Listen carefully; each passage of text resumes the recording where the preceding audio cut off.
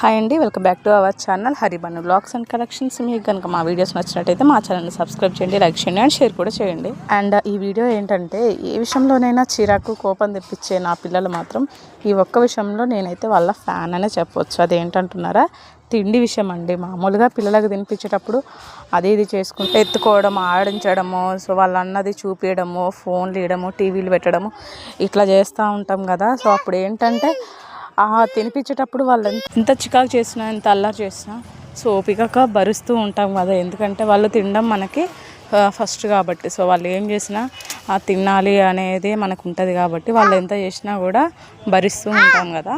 ఆ విషయంలో ఏంటంటే నాకు ఆ బాధ లేదండి. హ్యాపీగా వాళ్ళకి నేను కలిపి అలా ఇచ్చేస్తే వాళ్ళే తింటారు. ప్రాసెస్ అయితే నా పిల్లలకి నేను ఉగ్గు తినిపించినప్పటి నుంచి అయితే వాళ్ళకి అలవాటు చేశాను. అంటే 6 months తర్వాత వాళ్ళకి మనం ఉగ్గు పెడతా ఉంటాం కదా.